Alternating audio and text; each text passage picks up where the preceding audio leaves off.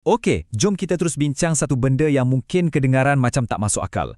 Pernah tak terfikir mainan zaman kanak-kanak yang kita selalu bawa pergi sekolah dulu, yang kita suka tukar-tukar dengan kawan tu, sekarang ni dah jadi pelaburan alternatif yang bernilai tinggi? Ya, kita bercakap pasal kad Pokemon. Dulu, ia sekadar hobi biasa. Tapi sekarang, ia dah meletup jadi satu fenomena pelaburan global yang memang luar biasa. Ia bukan lagi sekadar koleksi dalam album, tapi dah jadi aset yang bernilai ribuan, malah jutaan ringgit. Jom kita bongkar macam mana sekeping kad boleh ubah segala-galanya. Okey, mari kita selami perkara ni. Bayangkan anda sedang pegang sekeping kadbord kecil je di tangan. Di mata orang biasa, ia nampak macam kertas biasa bercetak gambar kartun. Tapi persoalan utamanya kat sini, bolehkah sekeping kadbord ni betul-betul ubah masa depan kewangan kita? Percaya atau tak, bagi sesetengah orang, kad-kad ni dah jadi tiket emas dorang. Kita tengah saksikan satu anjakan paradigma di mana objek yang dulunya cuma ada nilai sentimental, sekarang ni dah diletakkan sebaris dengan aset kewangan yang sebenar. Bahagian pertama, hobi zaman kanak-kanak jutaan ringgit. Untuk nampak betapa seriusnya pasaran ni sekarang, kita tak payah tengok jauh. Kita tengok satu contoh dunia nyata yang sangat mengejutkan dari pasaran tempatan kita sendiri. 1.87 juta ringgit. Ya, anda tak salah dengar. Dan ni bukan kesilapan type tau. Ini adalah jumlah sebenar yang berjaya diraih oleh seorang pengumpul dari Shah Alam. Dia betul-betul kejutkan seluruh komuniti Pokemon bila berjaya jual koleksi kad pribadinya pada harga tak masuk akal ni.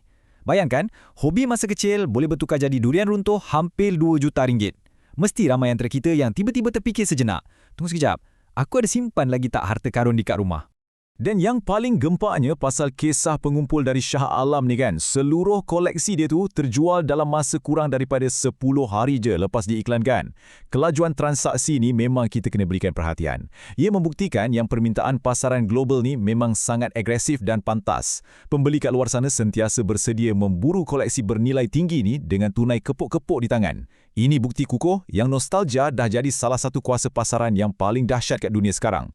Jadi, macam mana mereka tetapkan harga? Kita masuk ke bahagian seterusnya, formula nilai kad. Persoalan logiknya, kenapa kepingan kad ni boleh jadi mahal sangat? Bukan semua kad bernasib baik tau. Ada sains dan formula tertentu kat sebalik penilaian ni. Wang sebenar datang dari beberapa faktor kritikal. Pertama, kad tu mesti sangat rare atau edisi terhad. Kedua, keadaan kad tu wajib sempurna. Tak boleh ada calar sikit pun, tak boleh ada bucu rosak langsung. Seterusnya, ia kena disahkan melalui penggredan profesional yang kita akan sembang lepas ni. Selain tu, kad-kad vintage dari cetakan pertama atau first edition memang tinggi nilai sejarah dia. Dan akhir sekali semestinya kad-kad promo eksklusif yang mustahil untuk didapati lagi hari ni. Inilah anatomi nilai sebenar sekeping kad Pokemon. Jadi, poin yang paling penting kat sini ialah kita kena faham tentang penggredan profesional.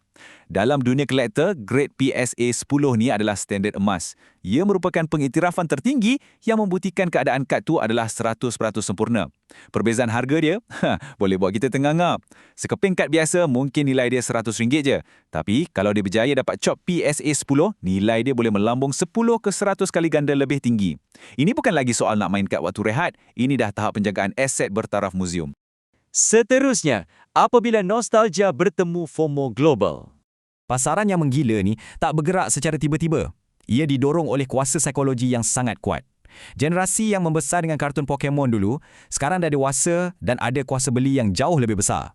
Bila duit ni bertemu dengan media sosial, ia cipta satu fenomena yang kita panggil FOMO atau Fear of Missing Out. Platform macam TikTok dan YouTube dah ubah pasaran ni sepenuhnya. Pempengaruh dan pengumpul besar selamba je tayang kad rare mereka sebagai aset pelaburan yang serius. Bila berjuta penonton tengok untung besar yang dijana setiap hari, ia mencetuskan panik global. Masing-masing tak nak ketinggalan. Dan itulah yang buatkan harga makin melambung ke tahap tak masuk akal. Kalau kita bandingkan persepsi masa lalu dan sekarang, memang jauh berbeza. Dulu, kad-kad ni kita labelkan sebagai sekadar mainan, ya kan? Tapi hari ini statusnya dah dinaik taraf menjadi pelaburan alternatif yang kukuh. Maksudnya, pengumpul tegar letakkan kad Pokemon ni dalam kategori aset yang sama level dengan simpan jam tangan jenama mewah, kasut sneakers edisi terhad atau koleksi lukisan seni nadir. Paradigma tu dah beralih sepenuhnya. Sekarang kita beralih ke tahap kemuncak pasaran lubuk emas terunggul. Bila dah tengok semua lonjakan harga ni, korang mesti tertanya-tanya apa tahap paling maksimum yang pernah wujud. Jawapannya, $900,000. bersamaan dengan lebih daripada 3.7 juta ringgit. Harga luar biasa ni adalah untuk salah satu kad paling ikonik dan mahal dalam sejarah perdagangan, iaitu kad promo Pikachu Illustrator yang sangat legenda. Bayangkan, satu keping kadbod bernilai hampir 4 juta ringgit. Sebab itulah kita boleh panggil pasaran ni sebagai lubuk emas terunggul abad ini. Dan ini menggambarkan dengan sangat jelas kenapa pasaran ni kekal kukuh dan dijangka terus berkembang. Ia didorong oleh 4 elemen asas. Nostalgia emosi yang tak ternilai, budaya pengumpul global yang merentasi sempadan, fakta bahawa bekalan kad-kad lama ni dah terhad dan takkan dicetak lagi, serta potensi pulangan pelaburan yang gila-gila besarnya. Ramai pakar dalam kalangan pengumpul percaya pasaran ni baru je bermula. Mari kita lihat langkah praktikal danai hobi anda seterusnya. Jadi, sambil-sambil tu ada rasa terinspirasi tak nak selongkak kotak lama kat rumah? Sama ada anda nak mulakan koleksi baru atau nak cari kad-kad lama, apa kata tebus sikit duit poket tambahan dulu? Terdapat 3 langkah mudah je untuk korang dapatkan wang tunai ekstra hari ni. Pertama sekali, download aplikasi ShopeePay kat telefon pintar. Kedua, gunakan kod rujukan eksklusif ni, QE8Q6XNUV ketika mendaftar. Dan ketiga, anda akan terus dapat ganjaran bonus bernilai sehingga RM100. Memang peluang cantik untuk dapat modal tambahan nak mulakan pencarian kad rare korang selagi promosi ni masih ada. Menarik kan? Bila kita fikir balik macam mana mainan budak-budak boleh bertukar jadi lubuk pelaburan bernilai jutaan ringgit. Jadi, berbalik kepada soalan utama kita tadi. Adakah peluang kekayaan anda yang seterusnya sebenarnya dah sedia ada dalam laci meja korang sekarang ni? Ramai orang yang mungkin dah buang atau abaikan terus kad-kad ni dulu. Tapi hari ni, kepingan tu boleh berikan keuntungan yang mengubah hidup sesiapa saja.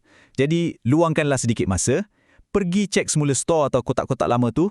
Siapa tahu, ada tiket loteri bernilai jutaan ringgit yang sedang mengumpul habuk kat penjuru bilik tidur lama anda. Terima kasih sebab sudi meluangkan masa bersama sesi kupasan kali ini dan selamat memburu harta karun.